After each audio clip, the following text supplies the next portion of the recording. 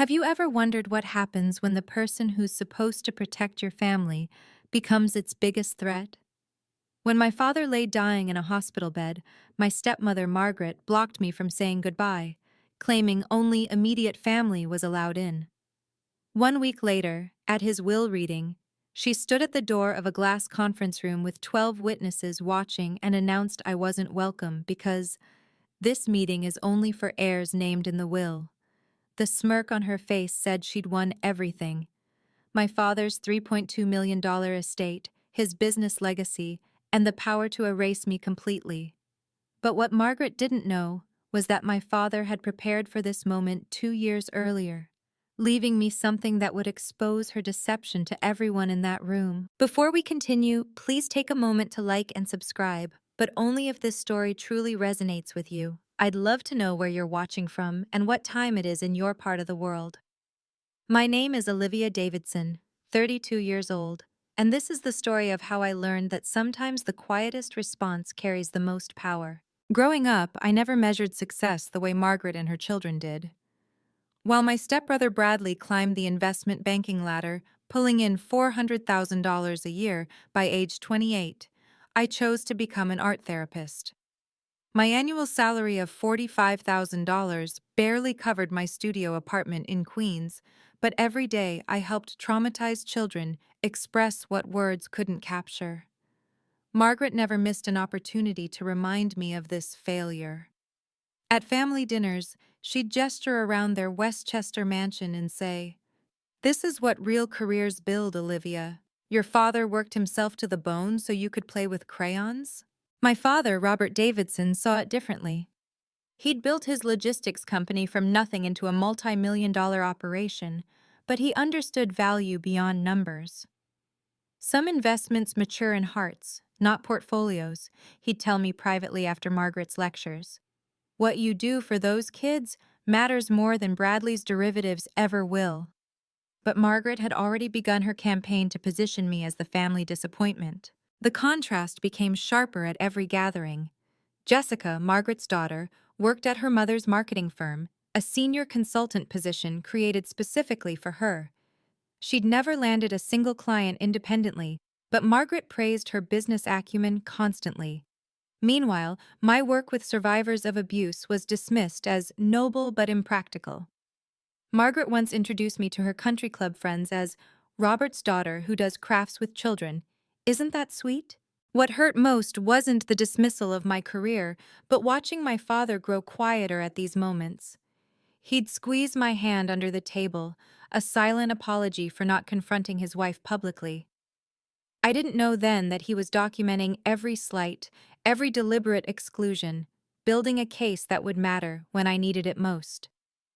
Thanksgiving 6 months before my father died should have been a celebration. Instead, it became the night I realized how orchestrated Margaret's cruelty had become. She'd forgotten to prepare anything vegetarian, despite my dietary choices being the same for 5 years. "Oh, Olivia, I completely spaced. But there's salad," she said, gesturing to a bowl of iceberg lettuce while Bradley carved the turkey. Jessica spent the entire dinner describing her latest achievement, a promotion to Vice President of Strategic Initiatives. "Mom says I'm the youngest VP in company history," she beamed, failing to mention the company had exactly 3 employees. Bradley nodded approvingly while discussing his latest deal. $2 million in commission this quarter alone. That's what I call a real Thanksgiving blessing." My father sat at the head of the table, his face notably pale, a persistent cough interrupting his attempts to eat. When I expressed concern, Margaret waved dismissively. "Your father's just been working too hard. Unlike some people, he understands responsibility." The dig was clear. My choice to work with traumatized children rather than chase money was seen as irresponsible. Then something unexpected happened. During dessert, my father set down his fork and looked directly at me. "Olivia, I need you to meet with Morrison next week, Tuesday, 2 o'clock. Morrison was his attorney for 20 years. Margaret's face tightened. Why would she need to see James? My father's response was calm but firm. "Some investments are worth more than money, Bradley. And some things need to be documented properly. The table went silent. Jessica nervously checked her phone. Bradley exchanged glances with his mother. Margaret's smile became fixed, artificial. Well, whatever you think is best, darling. But her eyes, when they met mine, were cold, calculating. That night, I didn't know my father had already been diagnosed with stage 3 cancer. The prescription bottles in the trash changed everything. I'd stopped by my father's house to return a book when I noticed them.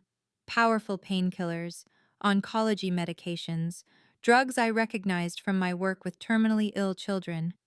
When I confronted Margaret, her performance was flawless. Your father didn't want to worry you. It's just preventive care, some tests. You know how doctors overreact these days. But Bradley knew. He let it slip during a phone call I overheard. Mom said not to worry her about Dad's treatments. She's too emotional to handle it properly.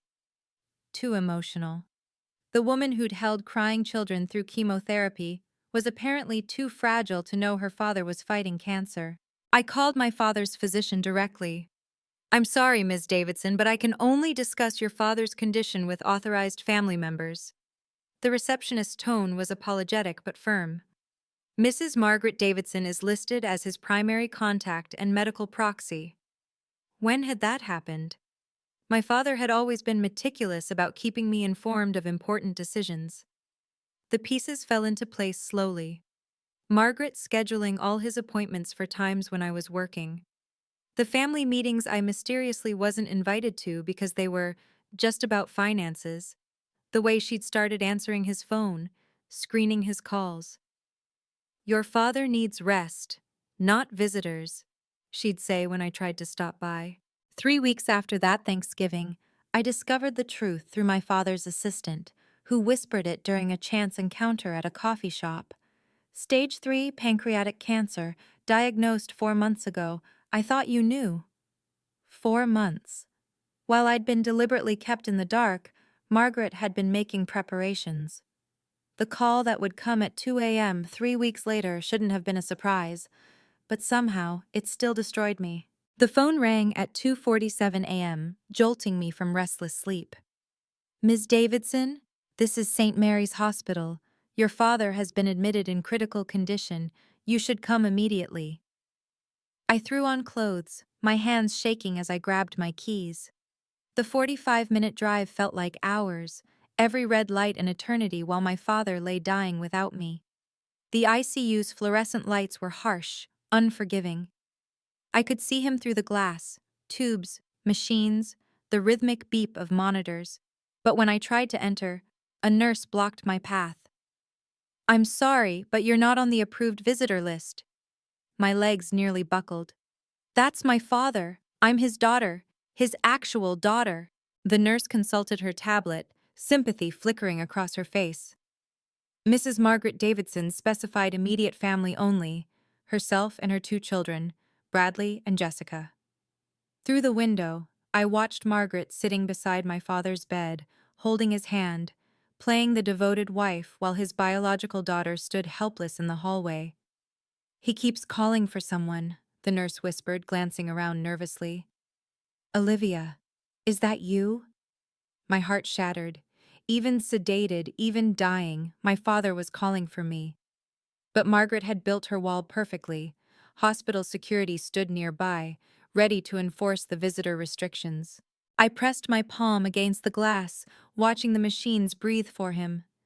Margaret looked up, our eyes meeting through the barrier. She didn't smirk or gloat. She simply turned back to my father, stroking his hair as if I didn't exist. The heart monitor's rhythm grew irregular. Alarms began sounding. Medical staff rushed in, pushing Margaret aside. At 3:15 a.m., the alarms went silent.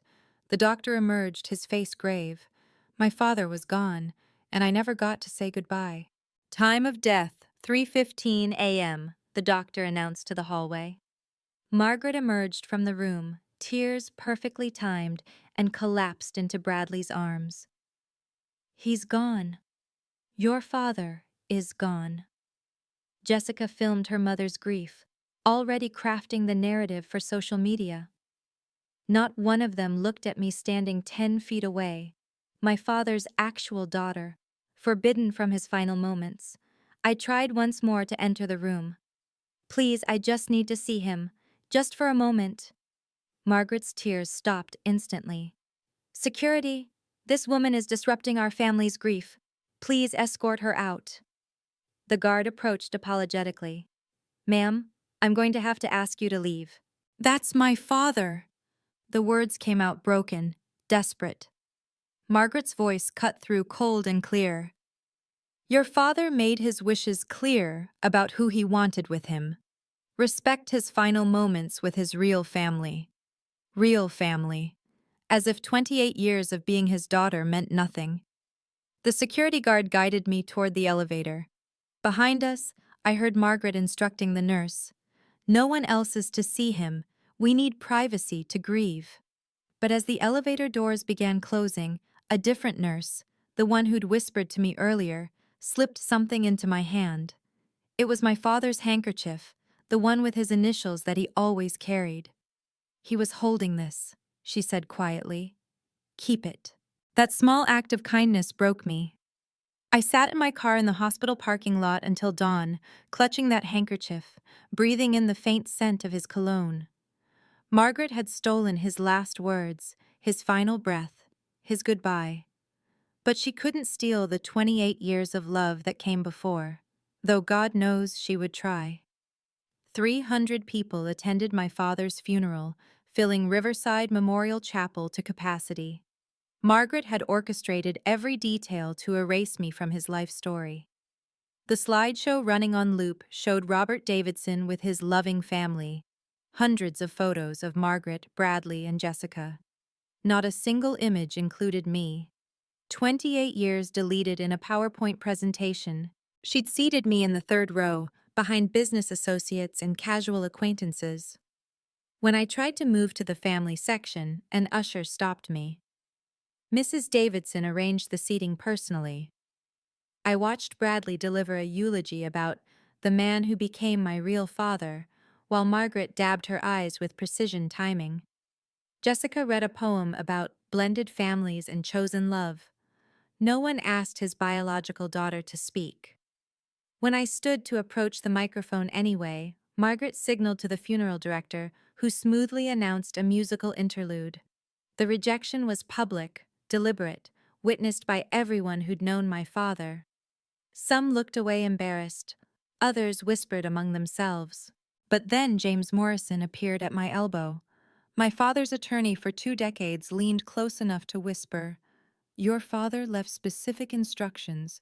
Meet me after the service, privately." He pressed a business card into my hand, then moved away before Margaret noticed. The burial was worse. Margaret had listed herself and her children as the only family on the funeral program.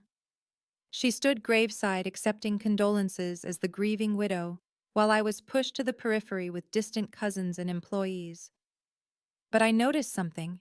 Morrison was photographing everything, documenting who stood where, who spoke to whom. As dirt fell on my father's casket, Margaret finally looked at me directly. The mask slipped for just a moment, revealing pure triumph. She thought she'd won everything. If you've ever been excluded from your own family, or made to feel invisible by people who should protect you, you know exactly how I felt standing at my father's grave. But sometimes, the people we lose have one final way to protect us. Before we continue, please hit that subscribe button if this story resonates with you, and comment below. Have you ever had to stand up to family who tried to erase you? Morrison's call came exactly 1 week after the funeral. The will reading is scheduled for Thursday at 2 p.m. Your presence is requested. I could hear Margaret's voice in the background. She doesn't need to be there, James. Only beneficiaries are required to attend. His response was professionally neutral. I'll notify all relevant parties. Margaret called me an hour later, her voice dripping false concern. Olivia, dear, I wanted to spare you more pain. Your father's will is straightforward. Everything goes to his wife and family. Coming Thursday would just be awkward. The word hung between us like a threat. "I'll be there," I said simply. "Check for yourself if you don't believe me. Your name isn't in it." "I said I'll be there, Margaret." Her tone sharpened. "You'll embarrass yourself, in front of lawyers, witnesses, everyone. Your father made his choice clear." Then softer, almost pitying. "I'm trying to protect you from more hurt." That evening, a separate email arrived from Morrison, encrypted and marked confidential. "Ms. Davidson, please bring any documents your father may have given you. Any papers, recordings, or materials dated within the last 5 years. This is important." The specificity was intriguing. Documents my father gave me. Not left for me, not about me, gave to me directly. I thought about the meeting my father had mentioned at Thanksgiving, the one Margaret had questioned. Tuesday at 2 o'clock with Morrison, but my father died before that meeting could happen. Or had he planned something else entirely? Margaret texted Bradley and Jessica that night. I know because Jessica posted about it, unable to resist social media even now. "Family meeting tomorrow. Big changes coming. Hat blessed. Family first." The vultures were circling, confident in their feast. My father's home office had been locked since his death, but I still had my childhood key. Margaret didn't know about the hidden safe behind his bookshelf, the one he'd shown me on my 16th birthday. "Some things are just between us, sweetheart," he'd said, teaching me the combination. My mother's birthday, the woman who'd died when I was 4. Inside the safe, among birth certificates and old photos, was a navy blue folder I'd never seen before. A post-it note in my father's handwriting read, "For Olivia, when the time comes."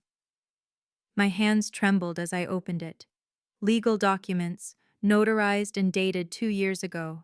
A USB drive taped to the inside cover. The header on the papers made my breath catch. "Davidson Family Trust Amendment. 2 years ago." Before the cancer diagnosis, before Margaret's escalation, my father had been preparing. The documents were dense with legal language, but certain phrases stood out. Irrevocable trust, designated trustee, in the event of deliberate exclusion or isolation. He'd known. Somehow, he'd known what Margaret would do. The USB drive felt heavier than its mere ounces. I wanted to check its contents immediately, but something made me wait. These documents were meant for a specific moment, a particular audience. My father had been a strategic man. This was his final strategy. I placed everything back in the Navy folder, noting the embossed seal of Morrison and Associates on every page. Carol Bennett's notary stamp appeared multiple times. She'd be at the reading tomorrow as Morrison's senior notary. My father hadn't just prepared documents, he'd built a case with witnesses. That night I chose my outfit carefully. The blazer my father had given me for my birthday, the watch he'd worn every day until the hospital. If Margaret wanted to erase me, I'd walk in wearing his memory. Margaret gathered her children the morning of the will reading like a general preparing for victory. I know because Bradley posted a photo from their breakfast at the country club. "Family strategy session," he captioned it before quickly deleting. But screenshots live forever, and my cousin Sarah caught it in time. "Olivia might try to cause a scene," Margaret told them, according to Jessica's live stream that she thought was private. "She has no legal standing, but desperation makes people unpredictable." Jessica laughed, that hollow sound she'd perfected. "She actually thinks Dad left her something? After she chose finger painting over family?" Bradley was more pragmatic. "The will is ironclad. I reviewed it myself last month." Last month. My father had been dead for only a week, but Bradley had already reviewed the will while he was dying. "She can contest all she wants. It'll cost her more than she makes in 5 years." Margaret wore her power like armor that morning, a black Chanel suit that cost more than my monthly rent, the diamond necklace my father gave her for their 5th anniversary, the wedding ring she'd upgraded twice. "After today," she announced, "we can finally move forward without distractions." Jessica posted another story. "Big day, justice for those who really loved him." I dressed in my father's favorite color, navy blue. the same shade as the folder in my bag. I'd learned something from Margaret over the years. Power isn't always loud. Sometimes it's as quiet as a notarized document, as subtle as a recording device, as patient as a trust amendment waiting 2 years for its moment. The drive to Morrison and Associates felt like approaching a battlefield, but I had something Margaret didn't expect.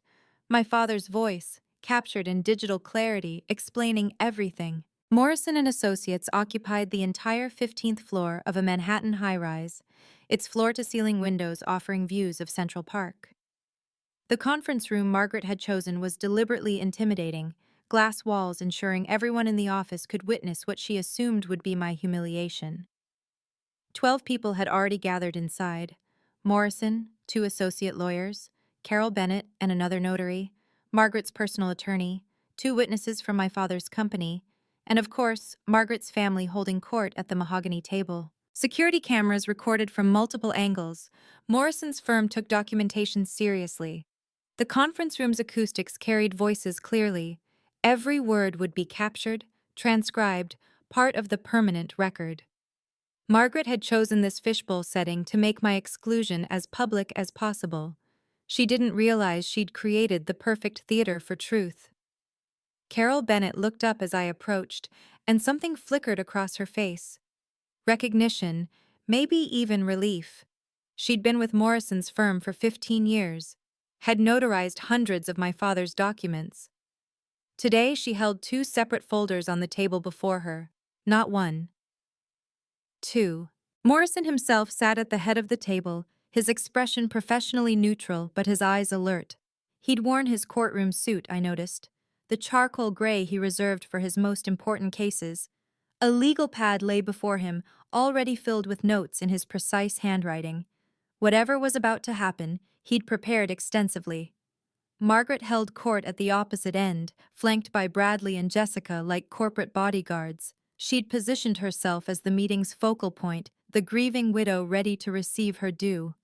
The death certificate lay prominently displayed before her, a prop in her performance. The stage was set, the audience assembled. The only thing missing was the truth my father had left in a navy blue folder. I was 3 feet from the conference room door when Margaret rose from her chair, moving with practiced precision to block my entry. Through the glass walls, 12 pairs of eyes watched our confrontation like a corporate theater performance. She didn't lower her voice. She wanted everyone to hear. "Olivia, this is awkward, but this meeting is for heirs only." She emphasized the last word, letting it hang in the air like a verdict. "Your father's will names specific beneficiaries. You're not among them." Behind her, Bradley smirked while Jessica raised her phone, recording everything for her social media narrative. I stood perfectly still, meeting her gaze without flinching. The navy folder rested in my bag, patient as a sleeping dragon. "I was invited by Mr. Morrison," I said calmly. "A formality. James probably felt bad for you." Margaret's voice carried perfectly through the glass walls. "But legal proceedings aren't about feelings. They're about facts. And the fact is, your father made his choice." The office had gone quiet. Assistants at nearby desks pretended to work while obviously listening. 2 partners from Morrison's firm had stopped their hallway conversation to observe. This was what Margaret wanted: maximum witnesses to my supposed humiliation. "I'm sorry you came all this way for nothing," she continued, loud enough for everyone to hear.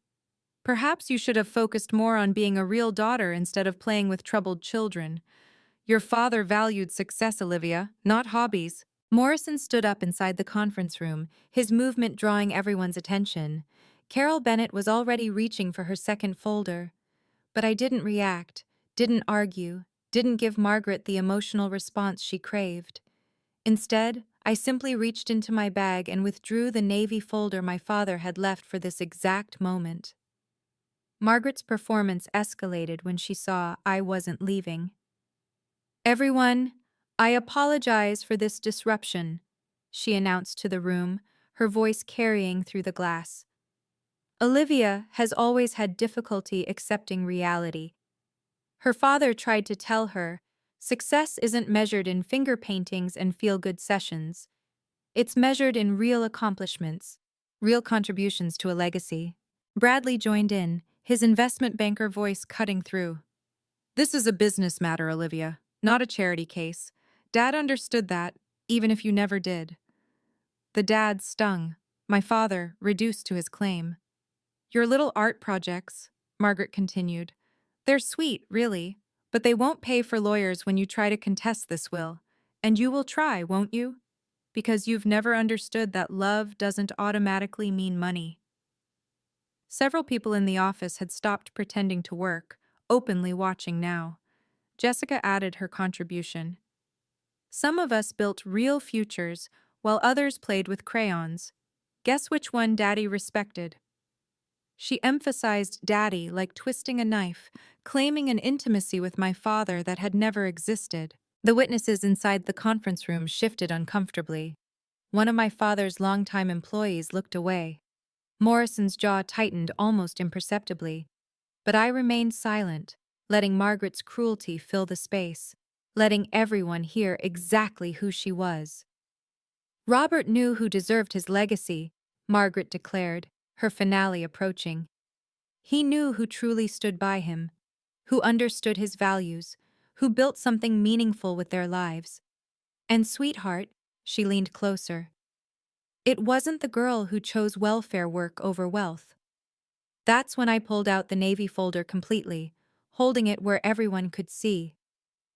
Mr. Morrison, I said clearly, my voice cutting through her monologue, I have something for you. The Navy folder felt weightless in my hands as I stepped past Margaret, who stood frozen in the doorway. Morrison was already moving toward me, his expression shifting from professional neutrality to something sharper. Anticipation. Ms. Davidson, he said formally, loud enough for everyone to hear. I've been waiting for this. Margaret's composure cracked. What is that? What are you talking about? Her voice pitched higher, the controlled widow persona slipping. Behind her, Bradley stood up, his confidence wavering. Jessica lowered her phone, suddenly uncertain about what she was recording. I handed Morrison the folder with steady hands, though my heart hammered against my ribs. He accepted it with the gravity of someone receiving evidence in court. This was delivered to my office 2 years ago, Morrison announced to the room, with very specific instructions about when and how it should be presented. That's impossible, Margaret said, but her voice had lost its commanding tone. I know everything about Robert's dealings with you. I was his wife. I handled his affairs. Carol Bennett stepped forward, her second folder now open. Not everything, Mrs. Davidson. Some documents were executed privately, as was Mr. Davidson's right. The temperature in the room seemed to drop. Margaret's personal attorney leaned forward, suddenly alert. Morrison opened the Navy folder slowly, deliberately, letting the moment build. The office beyond the glass walls had gone completely silent, assistants, partners, everyone watching this reversal unfold. Before we proceed with the will reading, he said, there's the matter of the Davidson Family Trust Amendment to address. Margaret's face drained of color. What trust amendment? There's no trust. Everything was in the will. But her voice shook now, the certainty crumbling. Bradley and Jessica exchanged panicked glances. The power dynamic in the room had shifted completely in 30 seconds. Morrison lifted the documents from the folder with the reverence of handling historical artifacts. The notary seals caught the light, official and undeniable.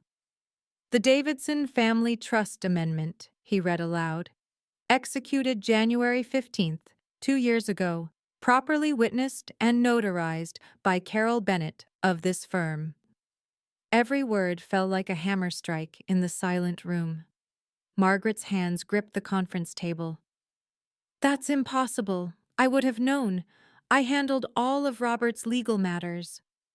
Her personal attorney was frantically flipping through his copies of documents, finding nothing about any trust. Not all of them, Mrs. Davidson, Carol Bennett stated firmly. I notarized this myself in this very building with Mr. Davidson present and of completely sound mind. He was quite specific about the circumstances under which this should be revealed. The document's header was visible to everyone as Morrison held it up. Irrevocable amendment to the Davidson Family Trust. The date stamp, the notary seal, the witness signatures, all legitimate, all binding. 2 years of Margaret's scheming, undone by papers she never knew existed. There's also a video, Morrison continued, pulling the USB drive from the folder. Mr. Davidson wanted to ensure his intentions were crystal clear. He inserted the drive into the conference room system, the large screen on the wall flickering to life. Margaret stood abruptly. "This is fraud. I'll sue every one of you. That man wasn't of sound mind. He had cancer." But her protest sounded desperate now, the controlled facade completely shattered. Bradley grabbed his phone, likely texting their lawyer. Jessica had gone pale, her social media bravado evaporating. "Shall we watch what Mr. Davidson had to say?" Morrison asked the room. It wasn't really a question. The truth was about to speak for itself. Morrison's voice filled the conference room as he read from the trust amendment, each word precise and legally binding. The Davidson Family Trust, established 1995, is hereby amended to name Olivia Marie Davidson as primary trustee, with full fiduciary responsibility over all trust assets, currently valued at $3.2 million. Margaret's legs gave out. She sank into a chair as Morrison continued. In accordance with the prenuptial agreement signed by Margaret Stevens Davidson, dated 8 years ago, Mrs. Davidson is entitled to a one-time payment of $250,000 upon the death of Robert Davidson. This satisfies all marital claims to the estate. Bradley Stevens and Jessica Stevens, Morrison read on, are each allocated $50,000 for educational expenses to be administered by the primary trustee. Bradley's face went from red to white. Jessica started crying, not for grief, but for her evaporated millions. The room was absolutely silent except for Morrison's voice. The remaining trust assets are to be used to establish the Robert Davidson Foundation for Art Therapy Services, supporting children who have experienced trauma. The foundation will be administered by Olivia Davidson, who will receive an annual salary as director, commensurate with industry standards. Furthermore, Morrison paused, letting the weight build. This amendment was executed 2 years prior to Mr. Davidson's death, when he was fully competent and under no duress. It specifically states, in the event of attempts to exclude Olivia from family matters, medical decisions, or estate proceedings, Margaret Davidson forfeits all fiduciary rights and any claims beyond the prenuptial agreement. Margaret's attorney finally spoke. This appears to be legally binding. His loyalty to his client couldn't override legal reality. The witnesses from my father's company were nodding. They recognized his signature, his way of thinking. This was exactly how Robert Davidson would protect his daughter. My father appeared on the screen, healthy and strong, sitting in this very conference room 2 years ago. His voice, which I'd feared I'd never hear again, filled the space with quiet authority. If you're watching this, then Margaret has done exactly what I've come to expect. She's tried to erase my daughter from my legacy. Tears ran down my face silently as he continued. I'm recording this of sound mind and body, before any illness, before any diagnosis. I see how Margaret treats Olivia. I see the systematic exclusion, the belittling, the attempts to diminish her worth because she chose compassion over commerce. He looked directly at the camera, as if seeing through time. Olivia, your work with traumatized children is worth more than any deal Bradley ever closed, more than any fabricated position Jessica holds. You save lives with art, with patience, with love. That's a legacy money can't buy. Then his tone hardened. Margaret, I know about the separate bank accounts you think I haven't discovered. I know about your promises to your children about their inheritance. I've recorded our conversations, yes, multiple ones, where you discussed keeping Olivia away once I'm gone. Margaret made a strangled sound. My father continued, Every manipulation, every cruel comment, every attempt to isolate my daughter has been documented. The hospital will be very interested in how you managed to alter my medical proxy forms without my consent. The forged signature is quite obvious when compared to authentic samples. The video had 30 seconds left. Olivia, sweetheart, I'm sorry I couldn't protect you more openly while I lived. But I could protect your future. Use this trust to help other children heal, the way you helped them while I watched with pride. You are, and always have been, my greatest achievement. Margaret shot to her feet, her desperation unleashing. This is forged! He was manipulated! Olivia must have drugged him, confused him. Her accusations flew wild and baseless. I'll contest every word. My attorneys will tear this apart. But her personal attorney was already packing his briefcase, distancing himself from a lost cause. Morrison pulled out another folder, this one thick with evidence. Mrs. Davidson, would you like to explain these bank statements showing systematic transfers from Mr. Davidson's accounts to your private holdings, or these emails between you and Bradley discussing, and I quote, keeping Olivia away from any financial decisions? Bradley tried to stand, but Morrison wasn't finished. Mr. Stevens, we also have your text messages to your mother about making sure the art therapist gets nothing. Particularly interesting since you were never legally adopted by Mr. Davidson, despite your use of Dad at every opportunity. Jessica was frantically deleting her social media posts, but Morrison addressed her too. Ms. Stevens, your live streams from this morning have been preserved, the ones where you discussed finally getting what we deserve and justice for those who really loved him. Very illuminating about your motivations. Carol Bennett added the final blow. There's also the matter of the hospital forms. The medical proxy changes that occurred while Mr. Davidson was sedated. The handwriting analysis shows clear forgery. The hospital board is very interested in how a dying man's daughter was prevented from saying goodbye. Margaret's mask finally shattered completely. You can't prove anything. Robert wanted this. He told me Olivia was a disappointment. But everyone in the room had just heard my father's voice saying the opposite. Her lies crumbled against recorded truth. I believe, Morrison said calmly, the district attorney will be very interested in these documents. Morrison stood at the head of the table, his authority filling the room. By the power vested in me as executor of Robert Davidson's estate and legal representative of the Davidson Family Trust, I hereby recognize Olivia Marie Davidson as the rightful primary trustee, effective immediately. The words rang with finality. All associated bank accounts will be frozen pending audit, he continued. Mrs. Davidson, you have 30 days to vacate the family residence, which is held in trust. Your personal belongings will be returned to you. The house remains part of the trust assets. Margaret slumped in her chair, defeated. 8 years of manipulation dissolved in minutes. Bradley Stevens and Jessica Stevens, your educational allowances will be available upon submission of legitimate enrollment documents to Ms. Davidson. Neither could meet my eyes. Their social media empires and fabricated success stories meant nothing now. The witnesses from my father's company began approaching me, offering condolences they'd been prevented from expressing before. Your father talked about you constantly, one said. He kept every article about your therapy center, every photo of the children you helped. The family friends Margaret had kept away started revealing themselves, admitting they'd never believed her stories. Margaret's attorney formally withdrew representation. This is beyond my scope, he stated, leaving quickly. Her isolation was complete. The same isolation she'd forced on me, returned threefold.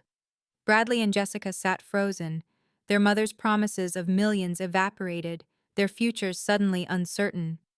I hadn't smiled once through the entire revelation. This wasn't about revenge or satisfaction. This was about justice, delivered quietly and professionally, exactly as my father would have wanted. The power Margaret had wielded through manipulation and cruelty had been replaced by something stronger, truth, documented and undeniable. The trust administration begins immediately, Morrison announced. Meeting adjourned. Justice doesn't always come with fanfare. Sometimes it arrives quietly in a Navy folder, prepared by someone who loved you enough to protect you even after they're gone. If this story of standing firm in your truth resonates with you, please share it with someone who needs to hear that patience and dignity can triumph over manipulation. What would you have done in my position? Let me know in the comments below. I signed the trustee documents right there in the conference room, my hand steady despite the earthquake of emotions inside me. My first act wasn't revenge. It was revelation of my father's true vision. The Robert Davidson Foundation for Art Therapy Services will be established immediately, I announced. $2 million will fund programs for traumatized children across the state. The center where I work will receive $500,000 to expand services, I continued, watching Margaret flinch at every dollar designated for healing instead of her accounts. $700,000 will remain for operational costs and trust management. The numbers were precise, thoughtful. I'd learned strategy from my father, too. Then I did something that made everyone pause. Bradley and Jessica, your educational funds remain available. $50,000 each as designated. I won't punish you for your mother's choices. Bradley's mouth opened in shock. Jessica started crying again, but differently, shame mixed with relief. That's more than we deserve, Bradley admitted quietly. The first honest words I'd heard from him in years. The arrogance had drained away, leaving someone very young and lost. Jessica nodded, unable to speak. They'd expected vengeance. I gave them mercy. Margaret looked up at me with something like fear. What about me? Her voice was small, stripped of all pretense. The prenuptial amount is yours, I said simply. $250,000, what you agreed to 8 years ago. No more, no less. Justice, not cruelty. Morrison nodded approvingly. Your father would be proud. He believed in building up, not tearing down. The room felt lighter somehow, as if my father's spirit had witnessed his final wishes fulfilled. The foundation would help thousands of children heal through art. That was his true legacy, not money, but healing multiplied across generations. Security arrived within minutes to escort Margaret from the building. Her credit cards linked to the trust were deactivated while she stood in the lobby. The Lexus she'd driven, registered to the trust, required immediate return. She stood on Park Avenue, designer suit wrinkled, calling for an Uber with shaking hands. Bradley, I need a ride, she said into her phone. His response was audible to everyone nearby. I can't, Mom. I need to figure out my own situation. The son she'd promised millions wouldn't even drive her home. Jessica didn't answer at all. She was too busy deleting years of lifestyle posts built on stolen money. By the time Margaret reached the house, neighbors were already whispering. Someone had live-streamed the confrontation at Morrison's office. The country club friends who'd praised her business acumen were group texting about the scandal. The charity boards she'd joined for status were scheduling emergency meetings about her removal. Her lawyer friend Richard, who'd always flirted at parties, wouldn't take her call. Your prenup is ironclad, Margaret, his secretary informed her. Mr. Harrison suggests you seek other counsel. Even her allies distanced themselves from the radioactive fallout of her exposure. The moving company arrived the next morning with boxes and a 30-day notice. Margaret stood in the foyer of the house she'd redecorated 3 times with my father's money, watching strangers catalog items that belonged to the trust. The paintings she'd bought, the furniture she'd selected, all of it purchased with funds that were never truly hers. Your personal items from before the marriage will be packed separately, the supervisor informed her professionally. Those items filled exactly 3 boxes. 8 years of luxury reduced to 3 boxes of premarital possessions. The same reduction she'd tried to force on me, daughter to nothing, reversed completely. The hospital investigation began within 48 hours. Their legal department had questions about visitor restrictions and medical proxy changes that occurred while my father was heavily sedated. The forged signatures Margaret had used to bar me from his room constituted fraud and potentially elder abuse.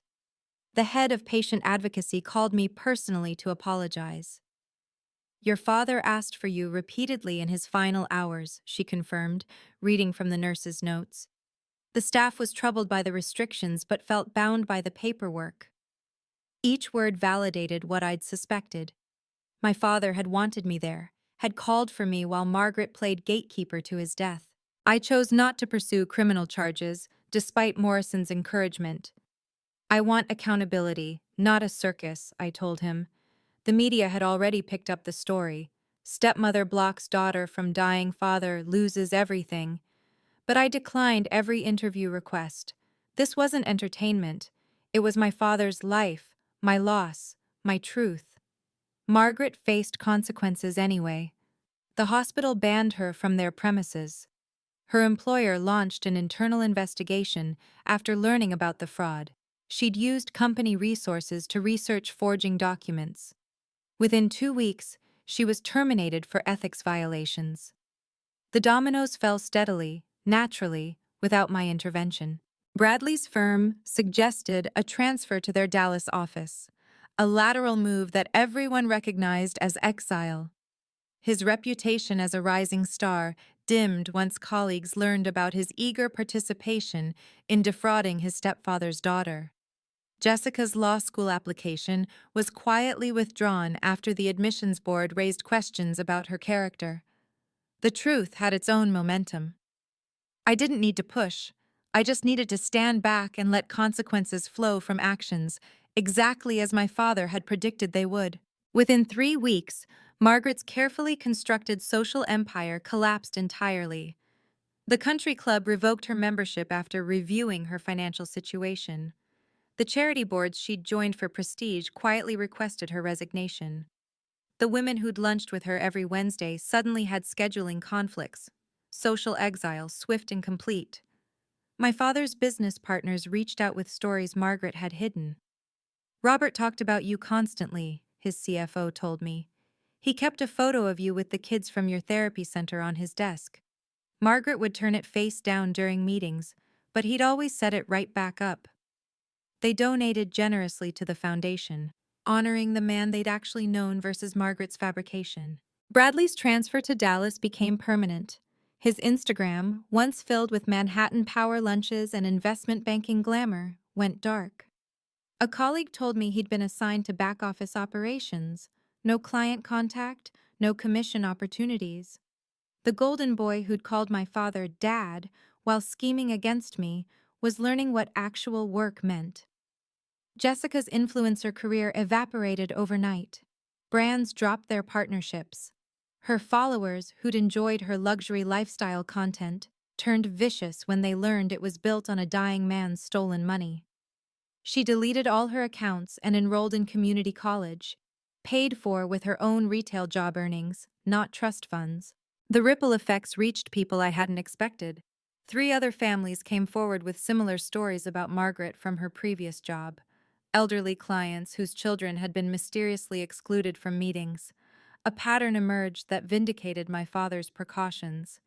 He hadn't just protected me, he'd stopped her from doing this to anyone else. My father's friends formed a protective circle around me, the support system Margaret had tried to sever. His legacy lived not in her manipulations, but in their memories. The house felt different without Margaret's presence poisoning it. I walked through rooms I'd been subtly unwelcome in for years, discovering pieces of my father she'd hidden. In his study, behind tax documents, I found letters he'd written to me, but never sent, dated during his illness, when Margaret controlled his communications.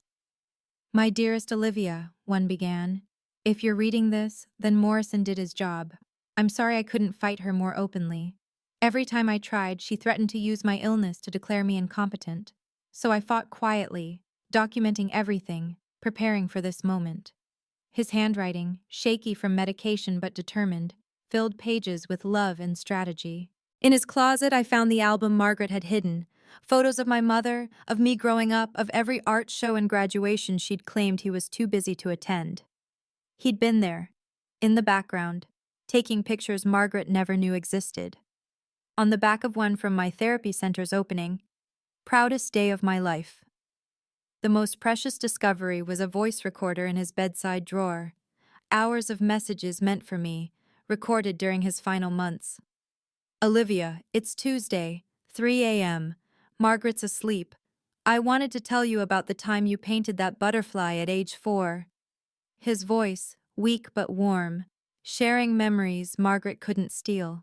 I started therapy myself, real therapy, not the performance of strength I'd maintained for so long. The therapist helped me understand that my father's inability to protect me openly wasn't weakness, but strategy.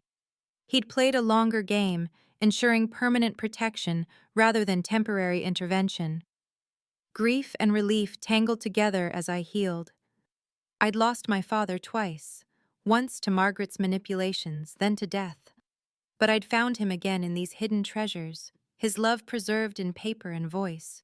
My father's siblings emerged from 5 years of Margaret-imposed silence. She told us you didn't want contact, Aunt Patricia explained, crying as she hugged me. Said you were embarrassed by our working-class background now that Robert had money. The lie stung with its calculated cruelty. Margaret had weaponized my father's humble origins against his own family. Uncle James revealed attempted visits Margaret had blocked. We came for Thanksgiving 2 years ago. She met us in the driveway, said Robert was too ill and you were too busy with your important artist friends to see us.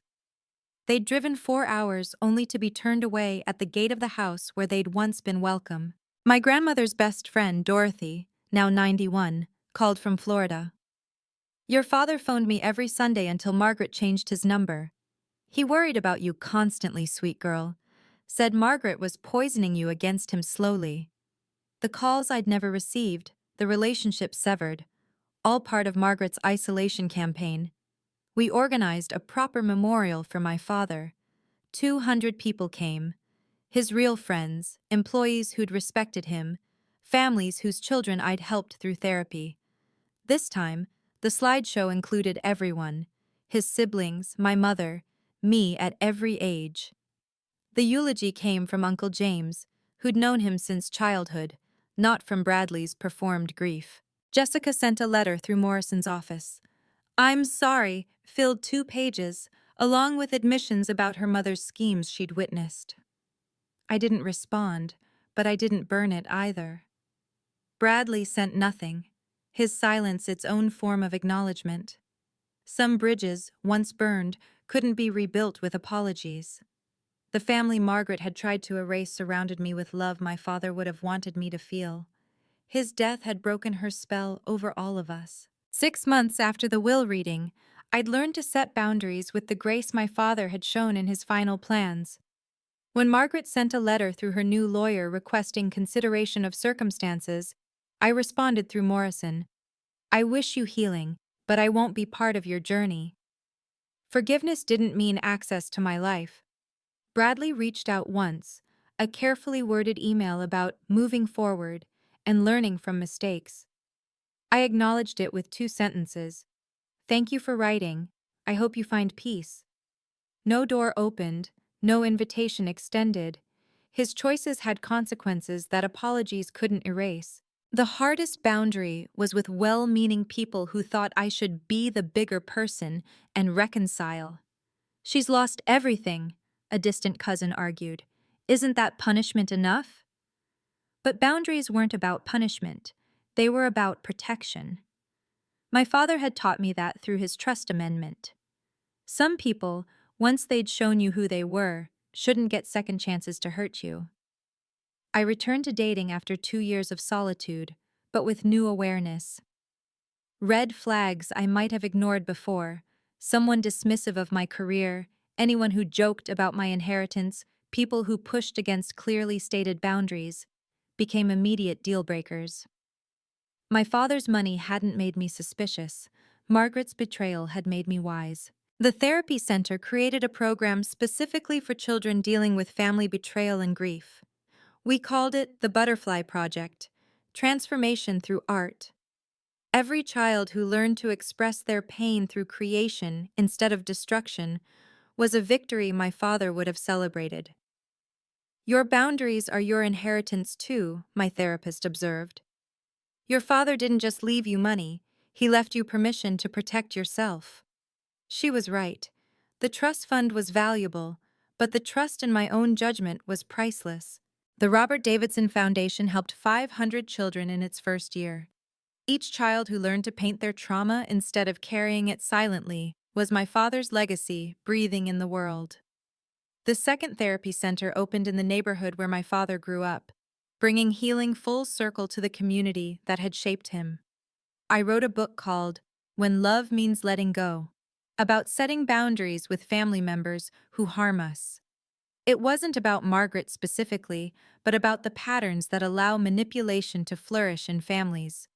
The dedication read, "For my father, who loved me enough to protect me even from beyond." Speaking engagements followed, though I chose them carefully. I talked about grief complicated by betrayal, about loving someone who couldn't protect you openly, about finding strength in quiet resistance. Women approached me afterward with their own stories: stepchildren erased, inheritances stolen, final goodbyes denied. We were a silent sisterhood of the deliberately forgotten. The most precious discovery came while organizing foundation papers. In a misfiled folder, Morrison's assistant found one last video from my father, recorded just weeks before his death. He was thin, clearly dying, but his eyes were bright with love. "Olivia, if you're watching this, you've won. Not the money. That was never the real prize. You've won your freedom from her poison. You've won the right to live without apology. I'm so proud of you, sweetheart. So very proud." I played it only once, then locked it away. Some gifts are too precious for repeated viewing. My father's love lived in the foundation, in the children we helped, in the boundaries I maintained. His money built buildings, but his faith in me built my strength. That was his true inheritance, not the millions, but the certainty that I was worth protecting. Sometimes the greatest inheritance isn't money. It's the knowledge that someone loved you enough to protect you even from beyond. If you've ever had to stand firm against family manipulation or set boundaries with those who should have protected you, remember, your worth isn't determined by their validation. Share your own story of quiet strength in the comments. What boundaries have you had to set to protect your peace? Thank you for listening to my story.